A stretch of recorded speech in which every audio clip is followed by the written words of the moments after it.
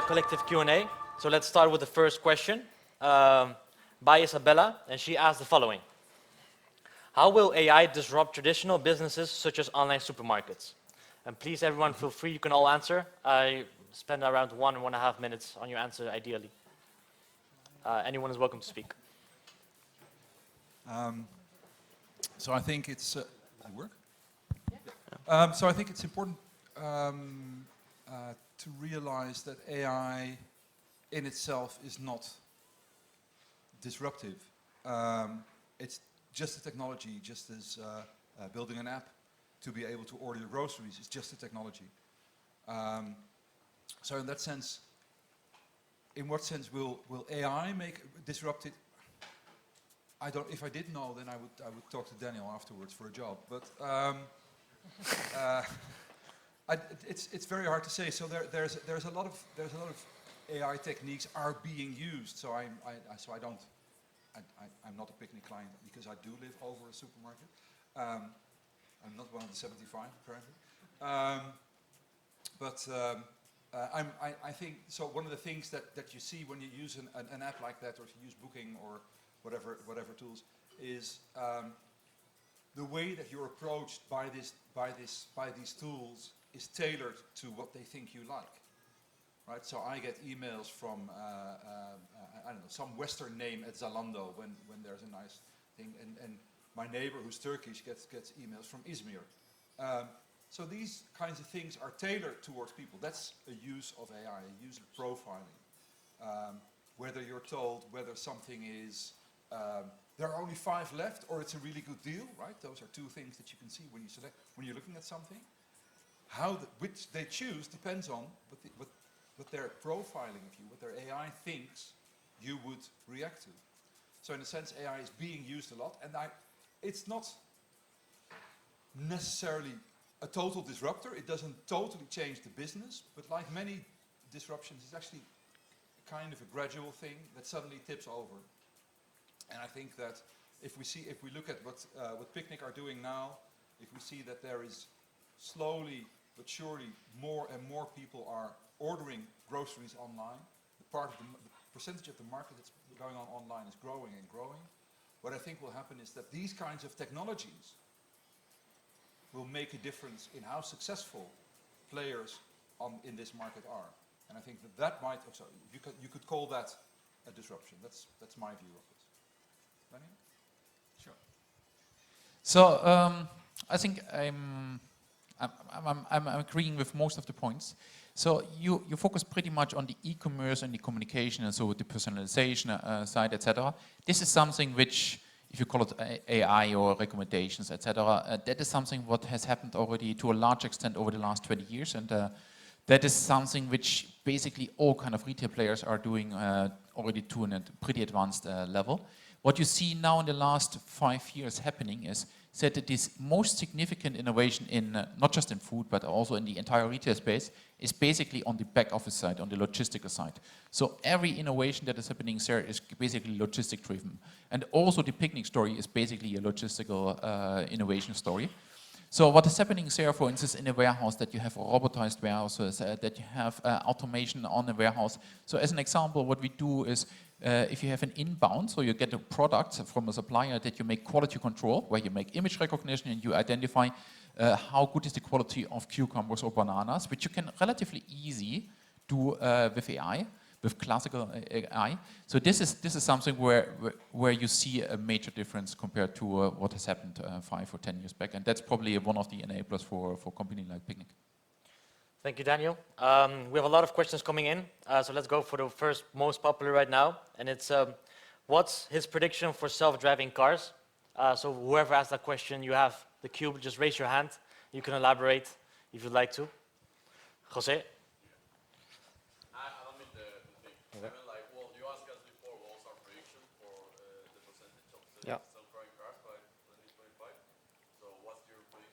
Yeah, my own prediction. Hello, I have 2 mics. Okay, good. If you have 2025, even 2030, it still will be 0.3 or something. Very, very, very low. I should have explained that in the story. So basically today, even if, like I said, you need to know a couple of numbers, of course, but today in Europe there are about 350 million cars on the road. But all the cars that are sold today will still be on the road 5 years, 10 years from now. A car typically lasts 50 years on the street. So that's already something you need to take into account. So there are just a lot of cars. But even, let's say, one person had 20%, so it would be 1 in 5 cars on the street fully autonomous. So 5 years from now, let's say the market grows as 400,000 cars. So 1 in 5, let's say that's 80 million self-driving cars on the street. Today there are almost 0, like maybe 50 cars, and not even fully autonomous. So in order to get to 80 million cars in 5 years from now, even 10 years from now, that's just a huge task that will never happen at that scale. So it will be quite successful. There will be 1 million cars on the road, but 1 million will maybe 0.3 or something. So it's 1 million sounds a lot, but just in the total market, still it will be a very tiny part of the total market 10, 15 years from now. Right. Thank you very much, Nick. We've got a new top question by Jelle, and he specifically addresses Daniel. So Daniel, how do you deal with scheduling delivery appointments in a world where the schedules of your customers are increasingly flexible? That's actually a pretty interesting question, because if you look a little bit, so our proposition is next day delivery for a fixed delivery slot. So if you look a bit into what is typical entrepreneurship doing, is it takes an existing business model and adds on it, makes it more convenient, it gives more flexibility, etc. What we did in Picnic is the complete opposite direction. Instead of offering 10 delivery moments on a single day, we offered just 1. We started actually just with 3 delivery moments per week. Now we have every day 1, but we started with a strongly restricted delivery service compared to what has been existing here. And the reason why we do this is pretty simple, because this is the way how we can enable actually a much more efficient delivery service, and therefore we can deliver on lowest price and free delivery. But this is actually in a pretty, let's say, opposite directions that most innovations are going. We take some convenience or some degree of freedom away by enabling a complete new way of delivering groceries to customers. And that is one thing what we learned that can also work as a kind of a direction. To answer in maybe more concrete to your question, indeed, a lot of people are looking for flexibility, maybe on a same-day delivery or maybe flexible delivery moments, and we won't reach them. But if you look to a market where you actually have only 1 or 2% online, then you have an opportunity of 98% that you can still capture. And maybe if somebody's looking for so much flexibility, we won't capture them. But if you just go from 2% to 4% or to 5%, 5% of a market that is 40 billion, then you have simply a $2 billion business. So that is already probably interesting enough. Thank you, Daniel. Sure. Very small question. In 2012, I think, we worked on a concept of delivering groceries and other stuff in the trunk of people's cars. So overnight or during the day, like my car is now parked here somewhere, and so we had first tests and negotiations with Amazon and those things, but we never followed up on that project, did other projects later on. Did you ever do that, or are you still exploring that? Deliveries in the trunk of your car? We don't do it currently. That's actually a concept that exists in US, and Amazon is doing this together with Volvo. So this is a pretty interesting concept. But what you see is here, this is not a winner-takes-all market, and that makes it so exciting. So you can have same-day delivery, next-day delivery. You can have supermarket articles, you can have meal boxes like HelloFresh, you can have restaurant deliveries. So the market is big enough for all kind of interesting innovations, and that's one of the, let's say, pretty exciting aspects of this market. All right, thank you. Let's divert the attention not to startups, so not to Board of Innovation or Picnic. Sorry, guys. Let's go for the corporates. So Deloitte and AkzoNobel, you guys both work for these large corporates, you know what the corporate life is like. So please tell us, there's a huge buzzword about the word disruptive innovation, and I'm sure you heard that across your chambers of your company. So what exactly is disruptive innovation?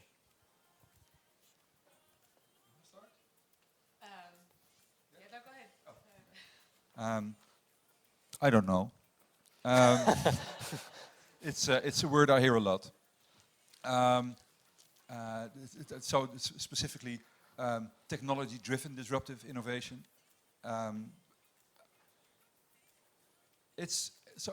it's hard enough to come up with a definition of innovation, because some people just say, well, if you sell it a different way, it's innovative.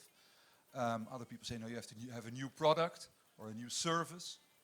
Other people just relabel something and call it innovation. So that's hard enough. And when is something disruptive? So at this point, for instance, Picnic, is it disruptive? No, I don't think any of the large grocery firms are challenged as yet. It may become disruptive. I hope so for Daniel. But at this point, it isn't. And what disruptive means that somehow the market totally changes. And the best example probably is Uber, where suddenly taxi drivers are, or taxi, the dispatch centrals are under stress because they can't do their regular business anymore. There are very, very few examples of that.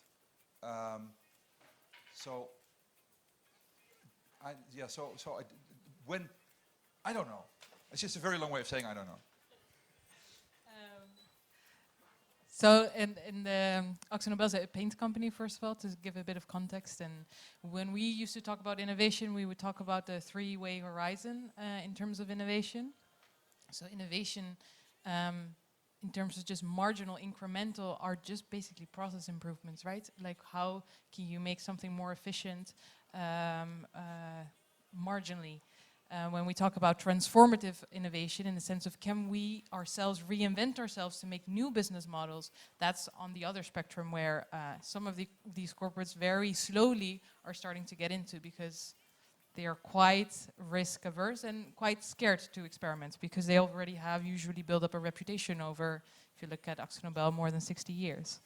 But to give you an example on what transformative innovation in that sense, or new business model, is for AkzoNobel that they experimented with, is that they moved away from just selling paint and coatings to launch an experiment where they had been collecting data, fouling data, of the paint that they would apply to ships. And by having this super large database, they were able to then find other companies that were doing ship maintenance, like Boskalis or Smith, and they talked to their to the engineers there and the people who manage their fleet. And now they are testing if they can sell intelligence as a new business model. So those are Right. different kind of innovations that you would see. I have a small thing, like a good measurement for me. Every time when we work with an organization, and we work with you at this moment, I learned. So it's just to check how many people are getting met in the organization. So if you're doing something very incremental, Horizon 1 type of projects, typically then it goes very smooth, like people adopt it in their existing process and it goes well. But the further you go away, like Horizon 2, Horizon 3, and then you see the whole organization revolting and people getting mad at you, then you know you're focusing more on disruptive innovation in the end. So it's often a good measurement to see how much frustration suddenly arises in the organization. So. Thank you. Now, we have a very interesting question from Jim. So Jim, thank you. Let's go a bit hypothetical. So I invite all the speakers to invite one sentence for your answer, no longer than that, please. So if the four of you would start a company, what would it look like? So forget your whole careers, forget what you've done all in the past. If you now are all here, what would your company look like right now? I have the mic. I probably would jump into a really frustrating industry. For me, it would be legal or something something I really get mad of with the old technologies, old way of working, and then apply design thinking, all the new methods, MVP design, whatever, and apply that in that domain to actually solve something really meaningful to solve a lot of frustration in the industry. Right. So for my personal experience, probably a legal type of company. Awesome. For me, it would definitely change the sectors into education. So I would move in there, and I think I would go all the way back to either middle school or primary school. Mm-hmm. Because I believe that there needs to be a different kind of skill set taught at a very young age. And that's currently not happening enough. Right. On a similar track, I think I would try to work on better web-based education systems. There are some out there now, but I think that there's a lot to be won by making those more intelligent. I would have a pretty hard time to really make it, to select something. So first of all, I would start probably again Picnic, because it's pretty cool. However, if I would do something very different, I think that there's so many opportunities currently around there, and I envy a little bit you that you can really just make a kind of a blank sheet choice. I would go in another logistics field, probably in making Uber for ships or something like that.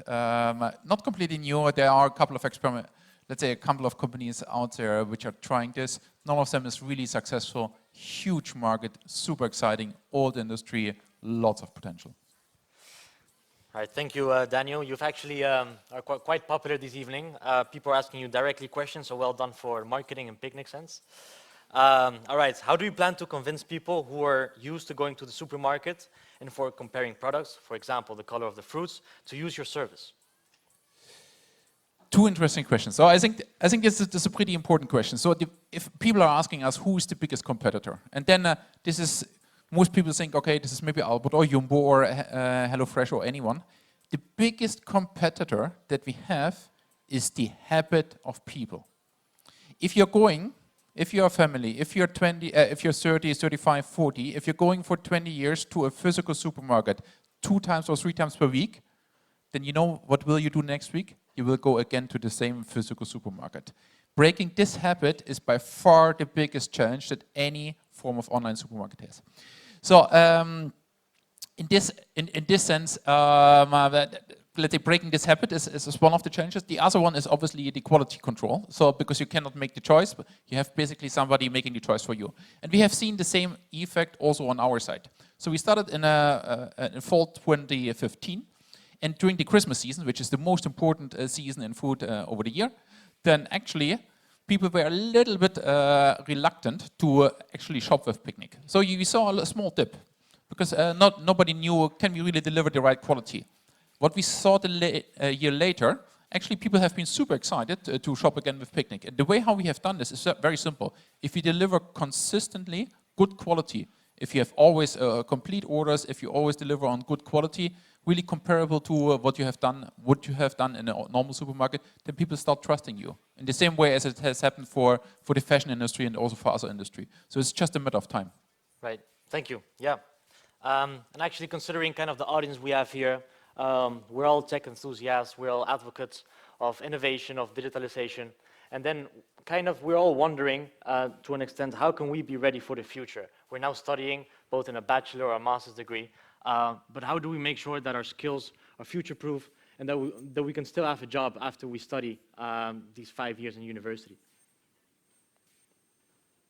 Okay, if that's the question, so maybe we should then just, let me quickly give an answer. I think it's very simple. Stay open-minded, keep on learning, don't take anything for granted, and just go out for the opportunities. You will fail a few times, but you will succeed. And as long as you are succeeding more often than failing, then you are doing pretty well. Yeah, that's what I was going to say. So keep learning. that really is the most important thing. And it's when you're as old as I am, I can say that now. When you're as old as I am, it's very easy to stop learning and to rely on your experience. Don't do that. I see too many people. It's boring. No, I don't want to say exactly the same.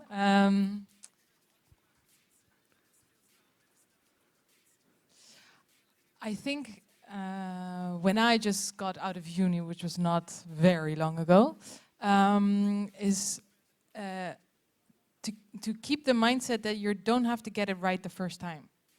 So whenever you leave university and you think you can then lead it to, like, you have to land that perfect first job, or you have to land that perfect first internship, or you have to get into that PhD program because that's what you think you want, or that's what your course tells you,